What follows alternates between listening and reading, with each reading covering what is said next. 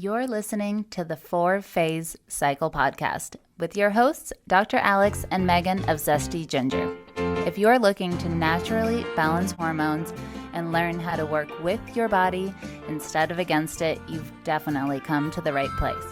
As a duo of an integrative MD and a functional diagnostic nutrition practitioner and best friends, we use the 4 phases of the female cycle in combination with functional lab work and mindset practices to transform the lives of the women we work with. We also have a whole lot of fun along the way. If you're new around here, it's best to start with season 1 before jumping around and plan to roll up your sleeves. Showing up for ourselves and enjoying our lives is what good health is all about. Just a quick reminder though, this information is not intended to diagnose, manage, or treat disease. Always consult with your doctor before making changes. Hi there, everybody. Welcome back to the Zesty Ginger podcast. I have a lovely guest here today with me. Hello, Jeanne. Hello, everybody. So happy to be here. Yes, I'm happy. I'm excited to continue on this topic of addiction and recovery. And we are going to get into a little more detail than I have in the previous episodes, because at this point, if you have not gone back to listen to my story, I think it would make a lot more sense to start there and start with part 1 of this series, so that you can understand how I got to the place where I got here, and the things that Jeanne shares will make a little more sense and open you up to where we are. So Jeanne Foot is an addiction and recovery specialist, podcast host of Naturally High. I love that, by the way. Co-author of the Epiphany Project, master practitioner, trauma recovery facilitator, trainer of NLP and clinical hypnotherapy and life success coaching. So she's the founder of the Recovery Concierge, a premier mental health concierge boutique offering its clients the best chance for sustainable recovery and enhanced quality of life.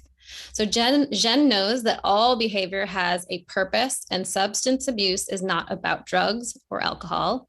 Yes, please. Thank you. But rather the root cause that are beneath those compulsions are part of the emotional response caused by past trauma.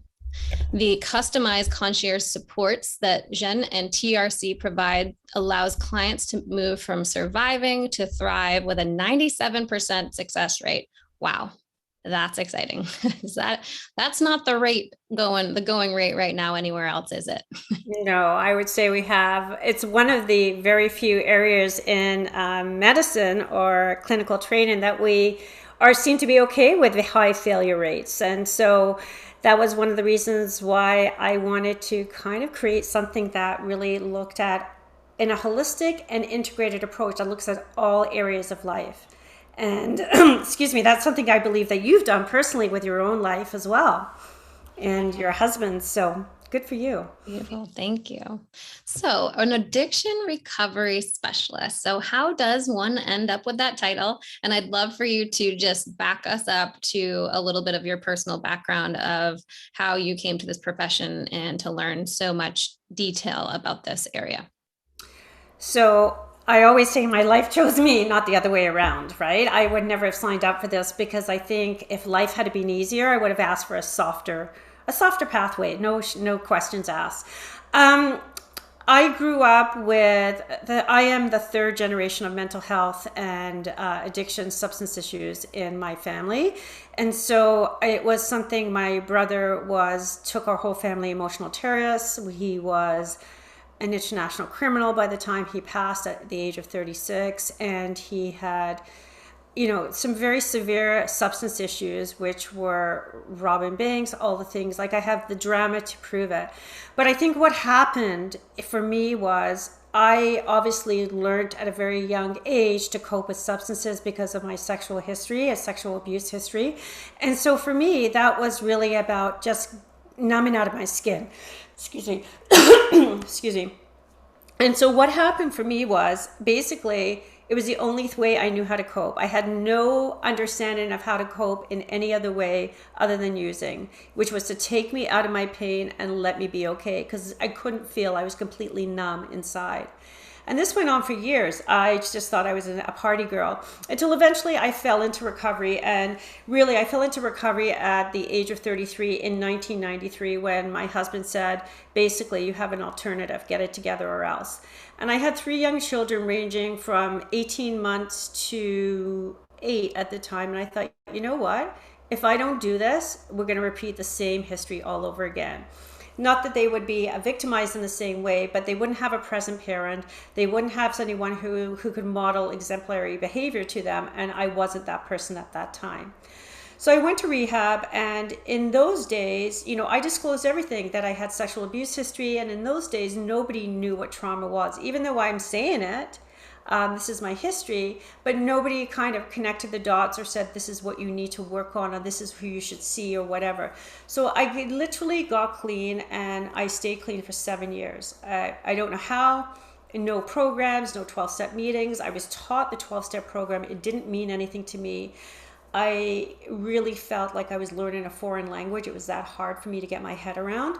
And then eventually, at 7 years, I came to an intersection. I thought, I wanted to just die. I wanted to crawl out of my skin. My skin is like frozen. My self-loathing is off the table. Can't even look at myself in a mirror. My pain is searing. I'm depressed. I have untreated PTSD, which now lived for really 5 years before I was treated properly. And then not medicated. Nobody suggesting I see any professional at all. And I've got this veneer going that I've got it all together. And from the outside, everything looked really well. But internally, I thought I was going to die. I couldn't handle the life I was given. And I thought there's got to be a better way. And that was the beginning of a quest for something more. And from initial, I was given the 12 steps traditional rehab as a program that would cure my problems, but in fact it really created way more for me, and I didn't understand why, because I was doing it right. So what was the issue that I just couldn't get to the land of wellness, right?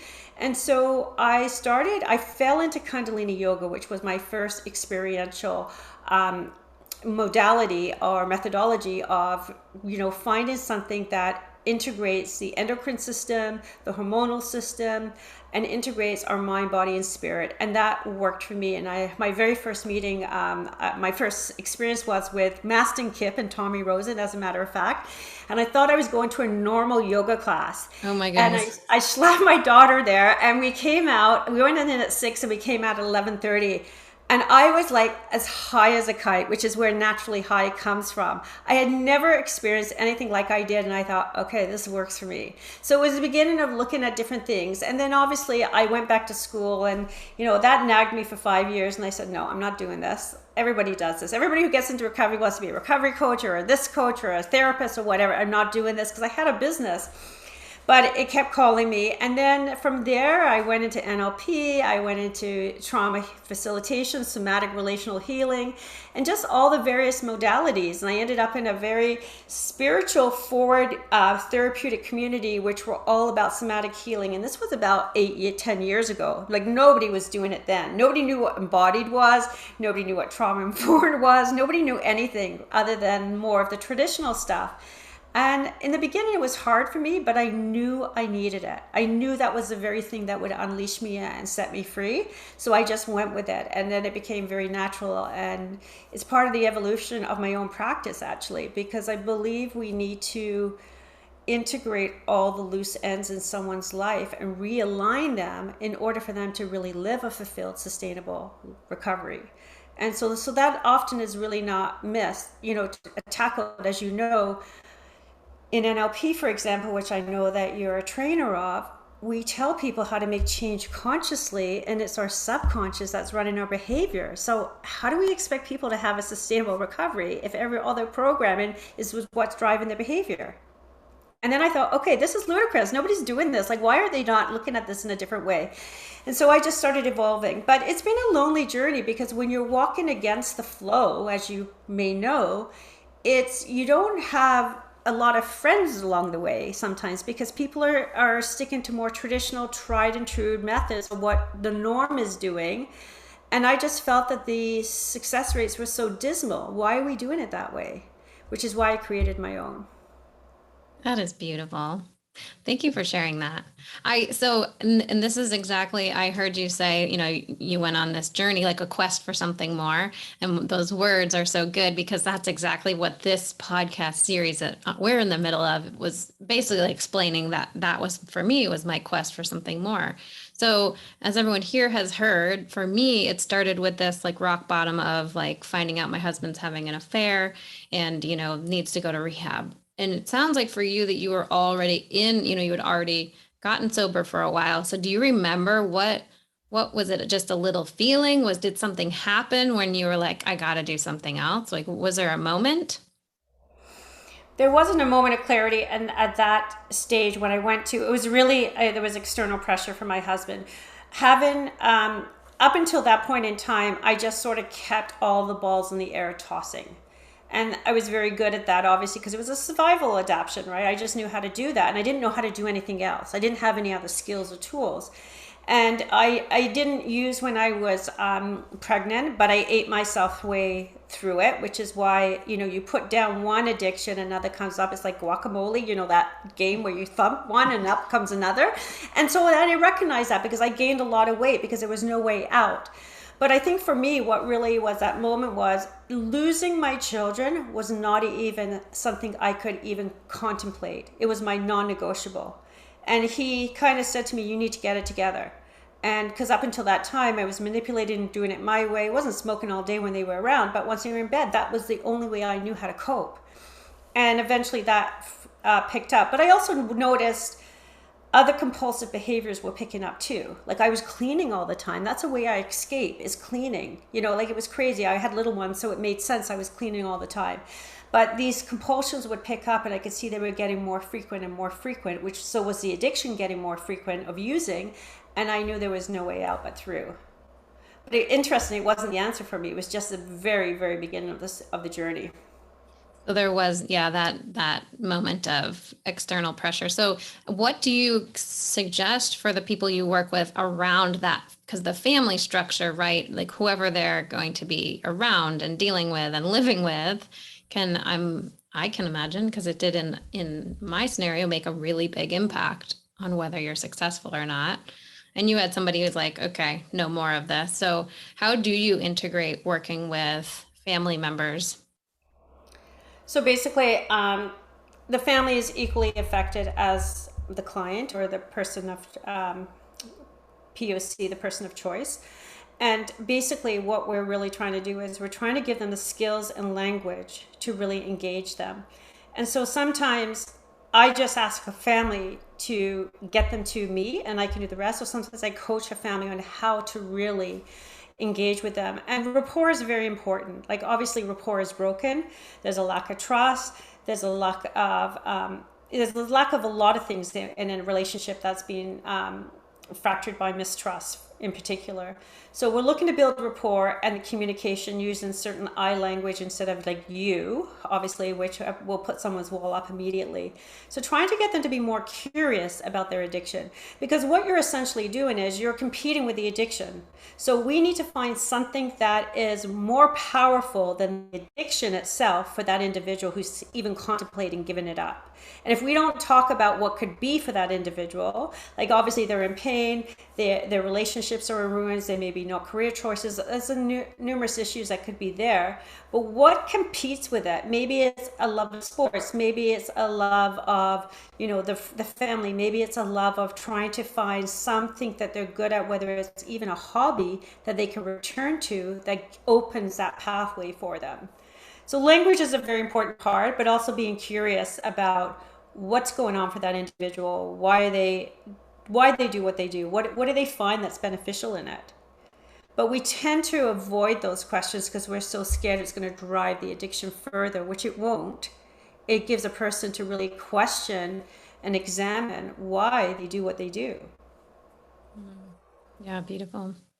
What would you say, Jeanne, is most missing in general from the recovery world, if there's something you could scream from the rooftops? Well, basically, there's systemic gaps everywhere, all over the world. So I think we need to look at mental health and addiction recovery as we would any other chronic health condition, diabetes, heart disease. we need to have more frequent contact when someone leaves rehab. We need to have mentors, people who can track people who can support them way through, plus a different methodology of treating goes without saying, because we're treating one small component, which is the presenting solution for that person, which is the drugs and alcohol. But underneath it, there's a myriad of trauma and attachment issues, nervous system regulation. Like there's so many things that are underneath it that never get examined in a traditional rehab setting. Yeah. And then I know in our situation, like I'm wondering if you feel that a lot of people don't necessarily come out or ask for help because about an addiction or about a place they're in because of like the shame and stigma attached to that. I was just before this interview, I hadn't shared this before on the podcast, but a part of the story that I hadn't shared was that, you know, my husband was in the military and at this time, and he knew drinking was a problem, but he didn't want to tell anybody in the military because one, he didn't want to go where they would want him to go. And two, he felt like I will, you know, be treated differently. Like they'll look down on me. Like he felt it wouldn't actually be good for his career. I think I can say all this. He's out of the military now. So instead of actually going to get help from anybody officially, he was in between commands. Like we were moving and we had almost a month off. He happened to have from moving and starting the next job. And that's when like we just took it into our own hands, found a place that we thought was a little more holistic. As it turns out, not so much, although maybe a little better than what would have happened. But at this point, you know, it's totally out of pocket. We were in a place, right? So it's just like not even having the resources or going to the people that you would think would help you with this. Do you find that that's really common, that people are just like ashamed, or there's a stigma around it, so they don't even want to start to get help? Absolutely. So shame and stigma is the number one barrier to getting help. It's actually known as that. But yes, and you know, like addiction is almost like the poor cousin of mental health. It's bad enough to have a mental health issue, but then there's this moral judgment that comes with addiction, like you're doing this to yourself, as if any rational person would actually do this to themselves. It's a way of them coping maladaptively, but the point is that person doesn't have a better way of coping until they actually learn the skills. So yes, I think there's a lot people can do, though. We have to have advocacy in our own healing and wellness. And that's the truth. You know, like we go to a doctor traditionally, we put the power back into professionals. And yes, we do need professional guides. I'm not dismissing that at all, but there has to be some agency in someone's health, whether it's we're talking diabetes or we're talking mental health or addiction. Like you don't just take a pill and do nothing. You have to, whether getting up and walking around the block or going to a meeting or non-isolating or having a daily ritual or whatever it may be, or your own self-inquiry about whatever it is that you're working through, we have to learn to do that. And so much of that we can do on our own with the right mentors and guides, and professionals are needed at times. And I think we've come from a top-down approach and we're now moving into a bottom-up approach where we can do this with fellow guides and professional people who can help us. And it's not a done-to process, it's a do-with process. And I think we're finally getting into that landscape, but there's more and more of that is becoming more mainstream. But until the last few years, I think absolutely not. It was like, go to a doctor, go to a professional, they'll be able to fix you up. And that was kind of the mentality that most people would subscribe to. And interestingly enough, most professionals, and unless they're geared in a specialty, are not equipped. They don't understand pharmacology. They don't understand addiction. They're more of a GP, a general practitioner. They can help globally, but when it comes to specific issues, you need a specialist in that area. Mm-hmm. Beautiful. So you said you were clean for many years, but not well. I thought that was such a potent line. When people, I just want to kind of understand, like when people are coming to you, for example, are they in that category of people? Like they've been clean for a while and they're just like, still doesn't feel right, doesn't feel aligned? Or are people coming to you in the rock bottom? Like what's the process of most of the people, for the people you work with?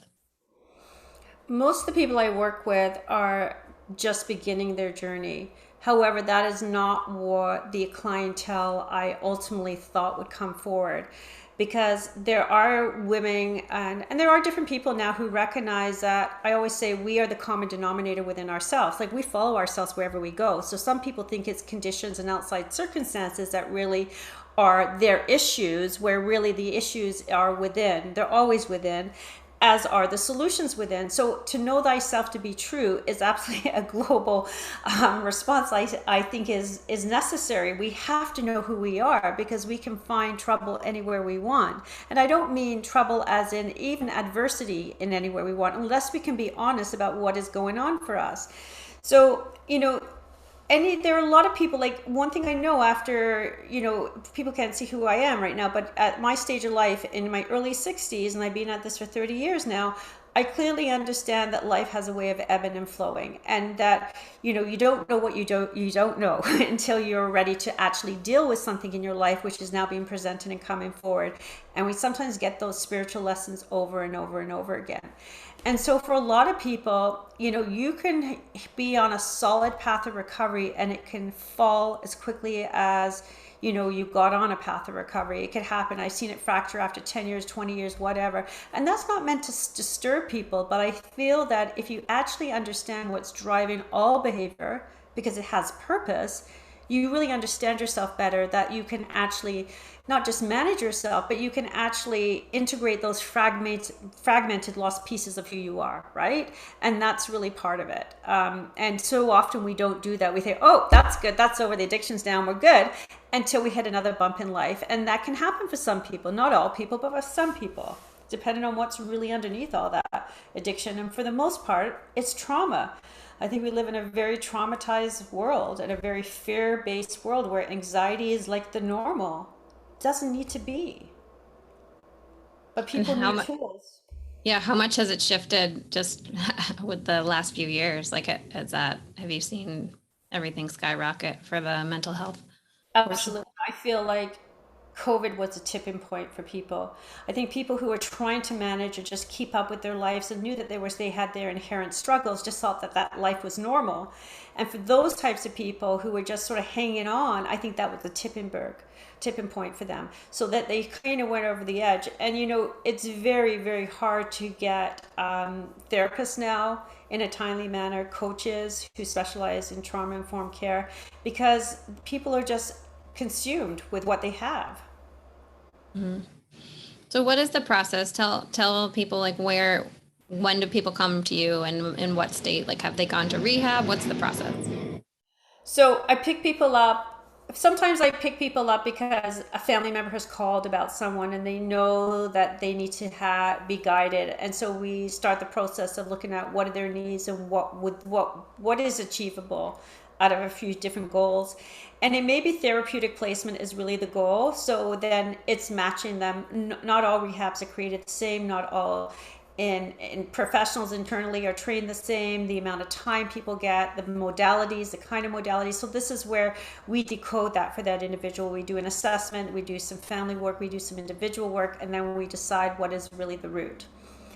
Then we do some case management and we liaison with the clinical team. And we do that because that person has to reintegrate back into their real life. And without having a pulse on what's going on there, we can miss a lot of things. And sometimes family are shut out from that process. So having a main liaison on the case and doing the management and working with the client, even when they're inside, can help. Sometimes we pick, and then we create a wraparound extended care program for them, outpatient program. And really they do need more support then. There's more risk then in the real world than in a contained environment. And so we would match the therapeutic with the clinical team and their recommendations. We would find the resources on the ground in the client's nearby community. And then we would start, liaison and collaborating with the whole team for that person's optimal wellness. And we can pick someone up anywhere along the line. Like if someone comes to me just for coaching and mentoring and they just want to work through some stuff, they're stuck, that's fine too. Or most times we take a family from beginning to end. We do a lot of sober monitoring. So alcohol management, where people have burned through trust, or they have custody issues, or whatever that may be, and access issues with their children who are young. And a partner wants peace of mind that when the kids are being picked up, they're sober. We have monitoring services that we can do that as well. So we do a lot of that as well, and advocacy work.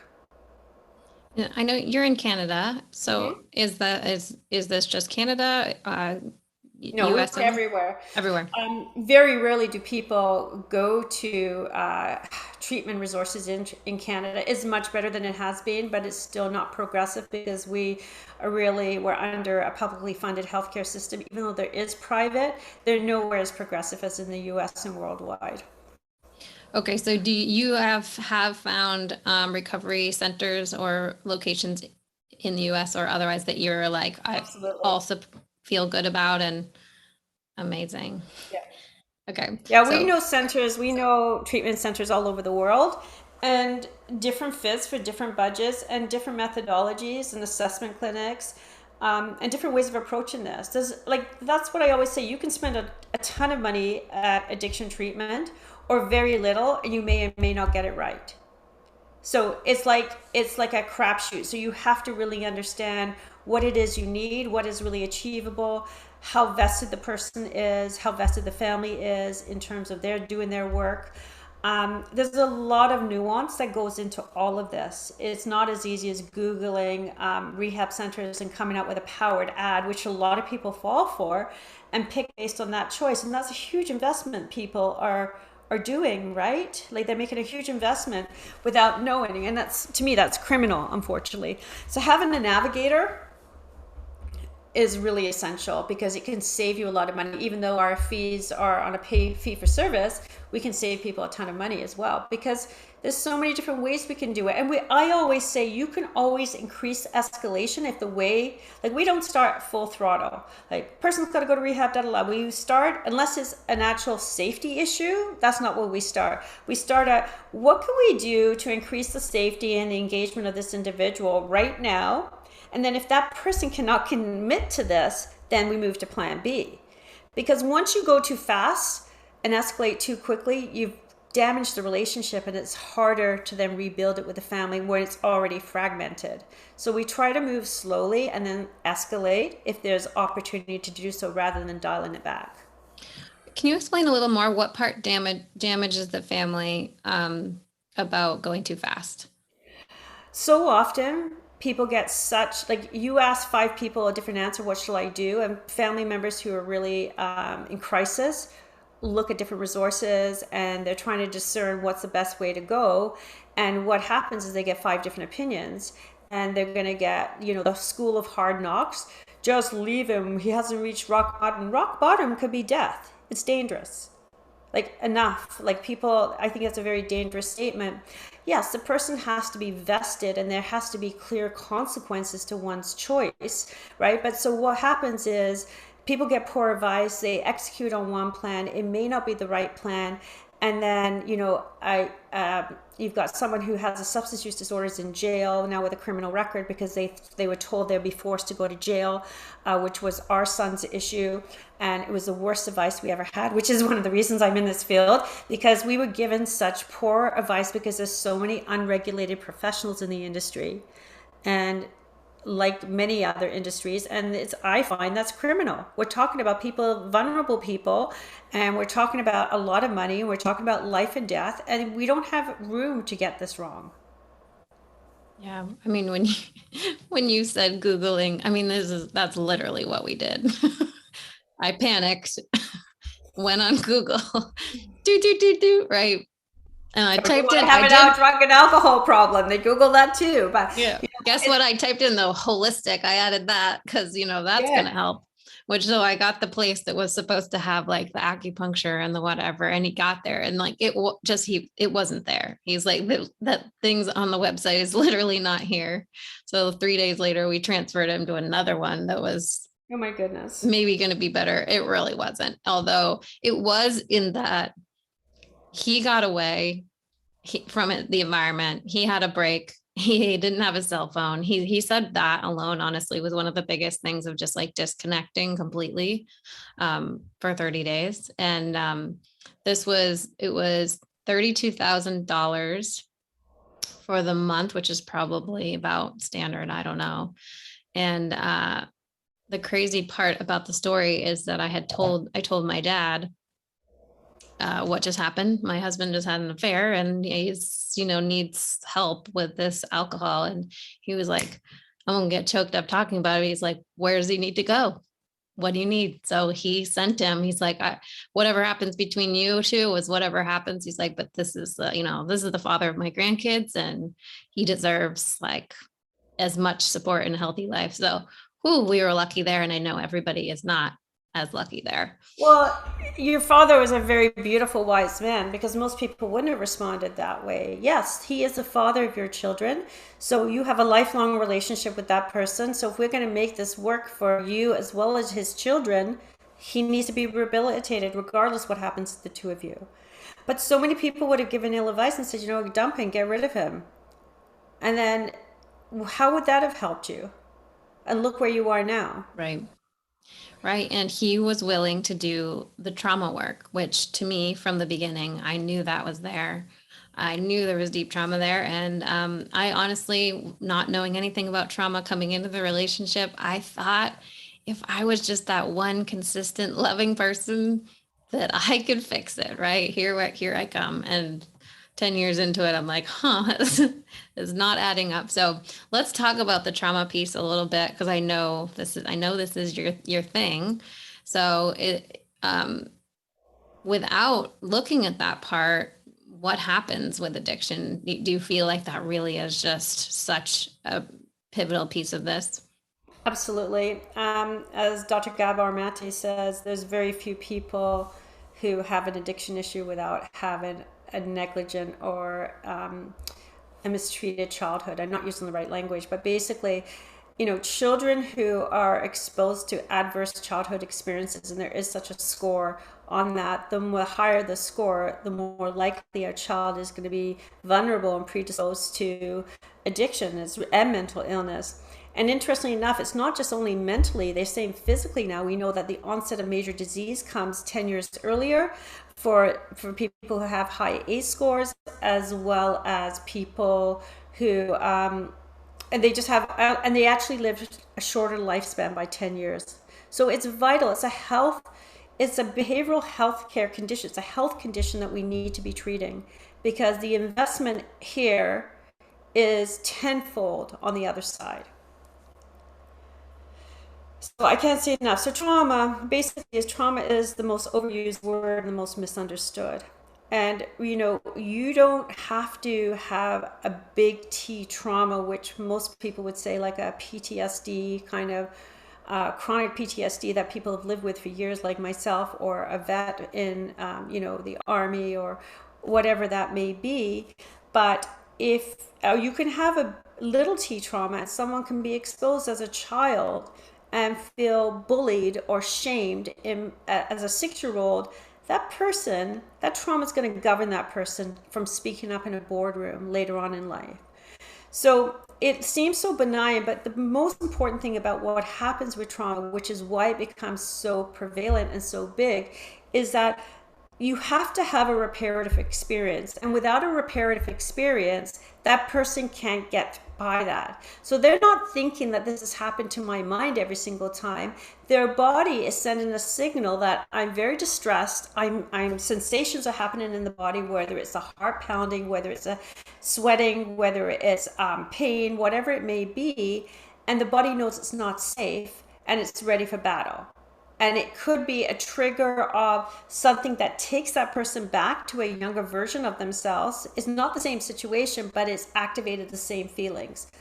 So what is really critical is when a person has been exposed to a traumatic experience, the faster they can have some sort of reparative experience to know that it's not their fault, what do they need, know they're safe, and they're being seen, heard, and validated for what they've experienced, then they can move through that and have a felt experience, a felt emotional experience, like maybe crying and someone saying, I got you, you're safe now. It's okay, I'm here for you. You know, you're here. We've got you. But what happens often, as you know, emotions are not valued. So, and especially for men, even more so, right? We've been caught. Don't be silly. You're too sensitive. You're overreactive. What are you crying about? I'll give you something to cry for. Like all of these things we grew up, especially in my genre, for sure. Like it was really like that was the time that we were just dismissed as emotional beings. And now we know they have so much power and so much intelligence behind them. And so I think for men in particular, it's even a harder thing because they're told to be big boys, don't cry, you know, they keep it stoic. And the only emotion men have ever really been able to articulate is anger, which we now know is a secondary emotion. So there's a lot of work to be done. We're just starting to open up that Pandora's box, I think, in terms of the evolution and change of how we look at humanity as in general. But a lot of this is really not always addiction or trauma related. It's humanity as a whole. We're as a collective. We're so far from, I think, what we were originally primed to be and destined to be. Yes. Let's speak to, I'd love for you to speak to just someone who's kind of at the beginning of like digging into this information. I didn't prep you on this, but do you have any resources or books or I guess just any kind of where to get started? Like what is the best place for someone to just start to really understand from your methodology, you know, from the something that's a little more, what was it, 97%? Like I like that percentage success rate. So let's just talk about where they can go. In September, we are going to be launching a trauma recovery facilitation program. But in the meantime, and that would really combine all my years of my own lived experience as well as everything that I do and to an integrated kind of a blueprint for sustainable change and optimal well-being. That's really what this is all about. And to really heal future generations, because for every generation we heal, we're healing for moving forward. So I think the work is critical. And that was really my main impetus for really getting well, is not to repeat where I came from. And so for someone who's trying to get well or just really think about it, there's 4 disciplines that are all saying the same thing. One is neuroscience, one is epigenetics, the other one is mindfulness and somatic intelligence, which is nervous system regulation. So you can hear the word somatic, you can hear nervous system regulation, you can hear polyvagal theory. They all mean the same thing. So you could take from any of those disciplines. One of the easiest books to read is How to Do the Work by Dr. Nicole, Pierre. And she has a workbook that is coming out with it. And she also has a new book coming out in December as well, which you can pre-order. I think that's a really wholesome, grounded kind of high-level exposure to really understanding yourself and getting to know how you came to be the way we are. And just because you are this certain way doesn't mean you can always say that. We can have full reparative experiences, and that is what the goal is. And if you're curious enough to do this work and go through a process of self-inquiry, and you know you're ready when the old way is really driving you absolutely mad that you can't live 1 minute longer in the old way, then you're ready to start to look at that inquiry process. There's a workbook, not a workbook, but a handbook called right here called The Polyvagal Theory by Dr. Stephen Porges, and he's known in that area of expertise. It's not an easy read, but it's really what our nervous system regulation is really all about, is that we're saying that if an event happened, we have what we call a window of tolerance. So think of a rectangle box, and we see something that shocks us, maybe a car accident, say, and you witness a car accident, you go, oh my God, like a car accident, blah, blah, blah. And then for a minute, you're very heightened. If you're a hyper-vigilant person, you'll go into this sort of startled response. And then maybe in the next half an hour, your nervous system comes back to its baseline. The other version of that is someone sees a car accident and they can just shut down and they don't have anything to say and they're tired and they're exhausted and they just check out. That's another way. But what happens is when someone's been on constant alert all their life and has this hypervigilance and they live a life of chaos or unpredictability or lack of safety, which is what we're really talking about here, their nervous system is ready for anything. And this is where the cortisol starts to, pump out constantly. So when that accident happens, that person goes, oh my God, like person I just described. But in an hour's time, they don't really come back to their baseline so quickly. And then if you compound that with another incident, someone screaming at them and told them they did it wrong, or, you know, some driver flicking the finger at them, what happens is the nervous system is like stuck in the wrong gear. So think of it like a manual car shift is trying to catch into gear and it just can't get into gear. And that's what happens. So the nervous system stays very dysregulated, which means you can't even access your brain at that point. Your amygdala is in control, which is like, you don't know where your keys are, you don't know what you're thinking, you don't know what you're feeling. And so it's really messing with that person's programming, overall programming, when they're dysregulated. So the work is to bring our nervous system back. And as you know, there's so many different wonderful tools, whether it's mindfulness, whether it's Kundalini Yoga, whether it's tapping, whatever it may be for that individual. And that's what we're really talking about here. Beautiful. So you're bringing all of those areas together, and that's where the success is coming. Yeah. I love it. This has been amazing. Jeanne, thank you so much for sharing. Will you just tell everybody where they can find you? And I know you have the training coming up. Anything else we need to know? Absolutely.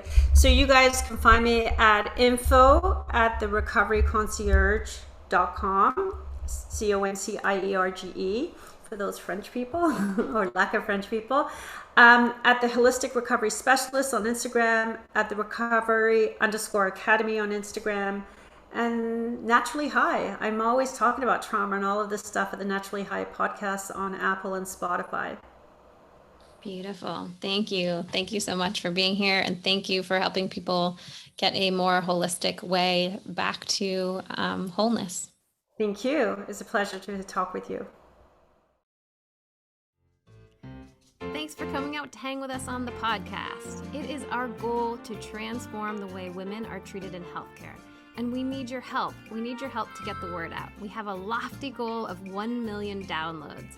And we know that as this podcast grows, we're going to be able to reach more women, get more amazing speakers for you, and bring the most cutting edge information. If you found these podclasses helpful, please take a moment to text 5 women you know the link to the series. We appreciate your help so much. Can't wait to see you next time.